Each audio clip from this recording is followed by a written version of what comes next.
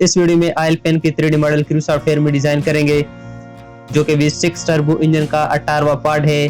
So let's start. सबसे पहले model tree से टॉप प्लेन सेलेक्ट करके इस विंडो से स्केच सेलेक्ट कर ले।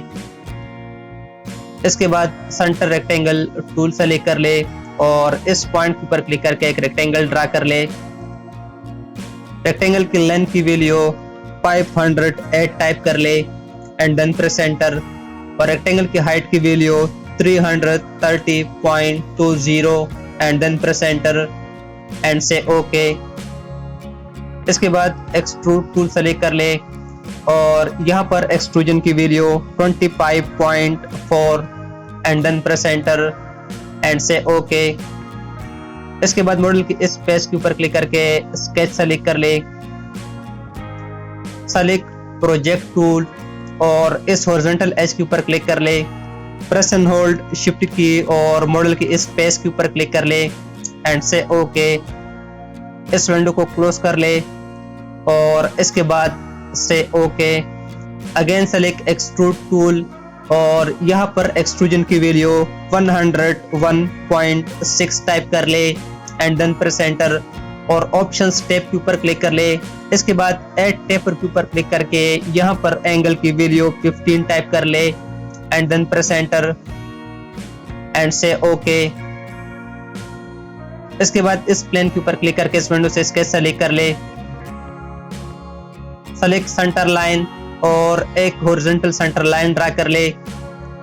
इसके बाद रेफरेंस टूल सेलेक्ट कर ले और मॉडल के इस हॉरिजॉन्टल एज को एज अ रेफरेंस सेलेक्ट कर ले।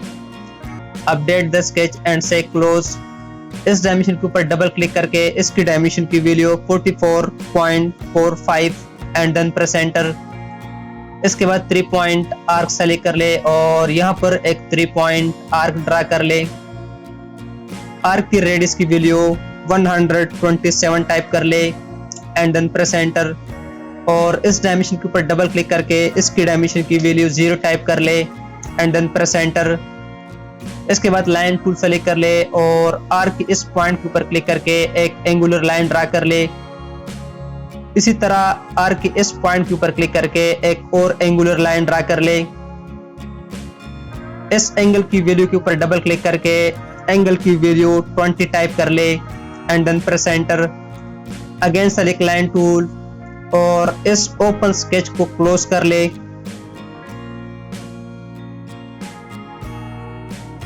एंड से ओके। सेलेक्ट एक्सट्रूड टूल और रिमूव मटेरियल ऑप्शन सेलेक्ट कर ले। इस एरो के ऊपर क्लिक करके सिमेट्रिक ऑप्शन सेलेक्ट कर ले एंड से ओके। इसके बाद राउंड टूल सेलेक्ट कर ले और यहाँ पर रेडियस की वैल्यू 25 टाइप कर ले एंड देन प्रेस एंटर और इसके बाद मॉडल के इस एज के ऊपर क्लिक कर ले। इसके बाद इस एज के ऊपर क्लिक कर ले। इसी तरह इस एज के ऊपर क्लिक कर ले और इसके बाद इस एज के ऊपर क्लिक कर ले। इसी तरह इस एज के ऊपर भी क्लिक कर ले और इसके बाद इस एज के ऊपर क्लिक कर ले एंड से okay. Again select round tool और यहाँ पर रेडियस की वैल्यू 12.7 टाइप कर ले एंड देन प्रेस एंटर और इसके बाद मॉडल के इस एज के ऊपर क्लिक कर ले एंड से ओके। इसके बाद अगेन इस प्लेन के ऊपर क्लिक करके स्केच सेलेक्ट कर ले। सेलेक्ट सर्कल टूल और इस पॉइंट के ऊपर क्लिक करके एक सर्कल ड्रा कर ले। अगेन इस पॉइंट के ऊपर क्लिक करके ड्रा अनदर सर्कल। जो आउटर सर्कल है इसकी रेडियस की वैल्यू 152.4 टाइप कर ले एंड देन प्रेस एंटर और जो इनर सर्कल है इसकी डायमीटर की वैल्यू 127 टाइप कर ले एंड देन प्रेस एंटर। इसके बाद लाइन टूल सेलेक्ट कर ले और एक वर्टिकल लाइन ड्रा कर ले। इसके बाद ट्रिम टूल सेलेक्ट कर ले और जो अननेसेसरी ऑब्जेक्ट है वो ट्रिम कर ले एंड से ओके। इसके बाद एक्सट्रूड टूल सेलेक्ट कर ले। जो रिमूव मटेरियल ऑप्शन है इसको आप अनसेलेक्ट कर ले और यहाँ से सिमेट्रिक ऑप्शन सेलेक्ट कर ले और इसके बाद यहाँ पर एक्सट्रूजन की वैल्यू 508 टाइप कर ले and then press enter and से ओके। इसके बाद मॉडल की इस स्पेस के ऊपर क्लिक करके इस विंडो से स्केच सेलेक्ट कर ले। सेलेक्ट सेंटर लाइन और हॉरिजॉन्टल और वर्टिकल सेंटर लाइन ड्रा कर ले। सेलेक्ट सर्कल टूल और यहां क्लिक करके एक सर्कल ड्रा कर ले। सर्कल की डायमीटर की वैल्यू 8.4 टाइप कर ले एंड देन प्रेस एंटर। इसके बाद डायमेंशन टूल सेलेक्ट कर ले और इस सर्कल की सेंटर के ऊपर क्लिक कर ले और इस हॉरिजॉन्टल सेंटर लाइन के ऊपर क्लिक करके इसकी डायमेंशन की value 114.77 and then press enter. Again circle की सेंटर के ऊपर क्लिक कर ले और इस हॉरिजॉन्टल एज के ऊपर क्लिक करके इसकी डायमेंशन की वैल्यू 10.8 टाइप कर ले एंड देन प्रेस एंटर। इसके बाद इस सर्कल को सेलेक्ट कर ले। सेलेक्ट मिरर टूल और मिरर के लिए इस वर्टिकल सेंटर लाइन के ऊपर क्लिक कर ले। अगेन इस सर्कल को सेलेक्ट कर ले, प्रेस एंड होल्ड कंट्रोल की और इस सर्कल को सेलेक्ट कर ले। अगेन सेलेक्ट मिरर टूल और मिरर के लिए इस हॉरिजॉन्टल एक्सिस के ऊपर क्लिक कर ले एंड से ओके। इसके बाद एक्सट्रूड टूल सेलेक्ट कर ले, फ्लिप डायरेक्शन के ऊपर क्लिक कर ले एंड से ओके। अगेन मॉडल की इस स्पेस के ऊपर क्लिक करके स्केच सेलेक्ट कर ले। इसके बाद रेफरेंस टूल सेलेक्ट कर ले और रेफरेंस के लिए इस सर्कुलर एज के ऊपर क्लिक कर ले। इसी तरह इस सर्कुलर एज के ऊपर क्लिक कर ले। इसके बाद इस सर्कुलर एज के ऊपर क्लिक कर ले और इसके बाद इस सर्कुलर एज के ऊपर क्लिक कर ले। Update the sketch and say close. Again select circle tool और इस पॉइंट के ऊपर क्लिक करके एक सर्कल ड्रा कर ले। इसके बाद डायमेंशन टूल सेलेक्ट कर ले और इस सर्कल के ऊपर क्लिक करके सर्कल की रेडियस की value 19.05 and then press enter. Again select circle tool और इस सेंटर पॉइंट के ऊपर क्लिक करके एक इक्वल सर्कल ड्रा कर ले। इसी तरह इस सेंटर पॉइंट के ऊपर क्लिक करके एक और इक्वल सर्कल ड्रा कर ले। इसी तरह इस सेंटर पॉइंट के ऊपर क्लिक करके एक इक्वल सर्कल ड्रा कर ले एंड से ओके। इसके बाद एक्सट्रूड टूल सेलेक्ट कर ले और ऑप्शन स्टेप के ऊपर क्लिक करके यहाँ पर वेरिएबल की जो वैल्यू है वो आप 127 टाइप कर ले एंड देन प्रेस एंटर। और इस एरो के ऊपर क्लिक करके वेरिएबल ऑप्शन सेलेक्ट कर ले और यहाँ पर जो वैल्यू है वो आप -9.15 एंड देन प्रेस एंटर।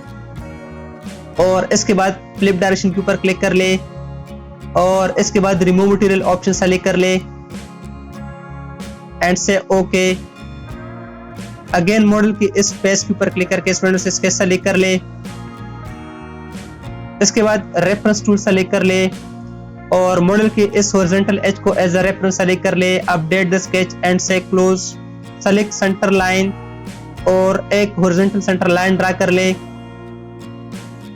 इस डायमेंशन के ऊपर डबल क्लिक करके इसकी डायमेंशन की वैल्यू 7.8 टाइप कर ले and then press enter.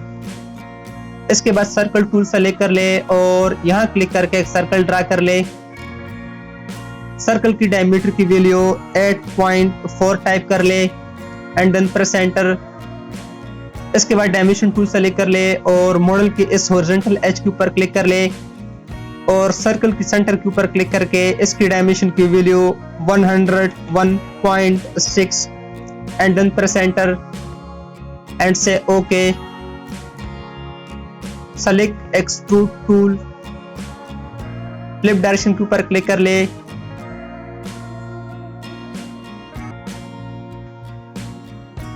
And से ओके।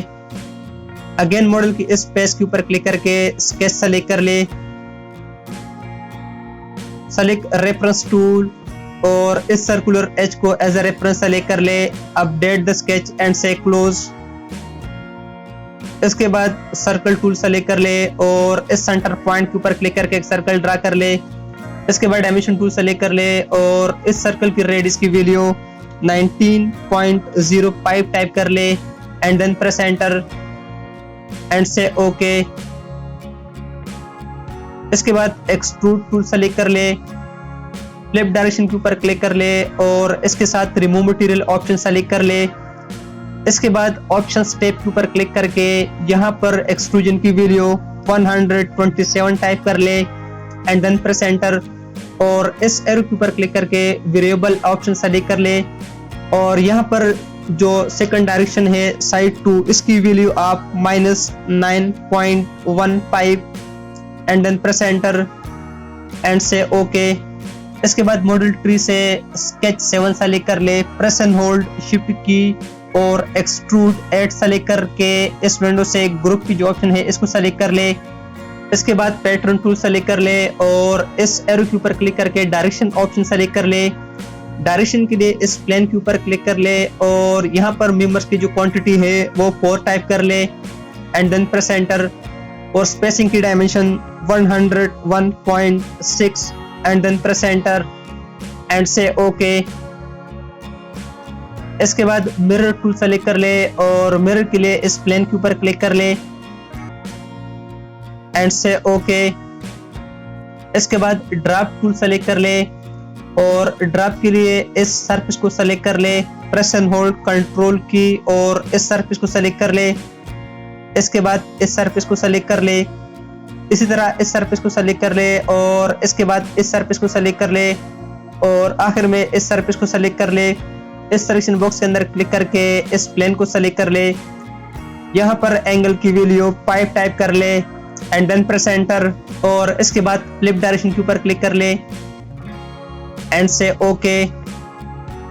इसके बाद शेल टूल सेलेक्ट कर ले और यहाँ पर शेल की वैल्यू 12.7 टाइप कर ले एंड देन प्रेस एंटर और इसके बाद मॉडल की इस पेज के ऊपर क्लिक कर ले एंड से ओके। इसके बाद मॉडल की इस पेज के ऊपर क्लिक करके स्केच सेलेक्ट कर ले, सेलेक्ट सर्कल टूल और इस पॉइंट के ऊपर क्लिक करके एक सर्कल ड्रा कर ले एंड से okay. Select extrude tool, flip direction के ऊपर क्लिक कर ले और इसके बाद रिमूव मटेरियल ऑप्शन के ऊपर क्लिक करके एंड से ओके।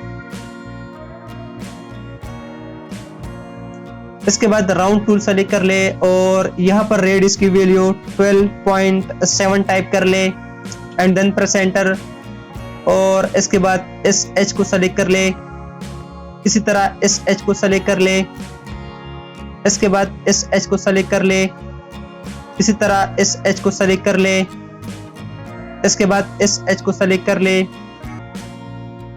और इसी तरह जो रिमेनिंग एजेस है वो भी सेलेक्ट कर ले।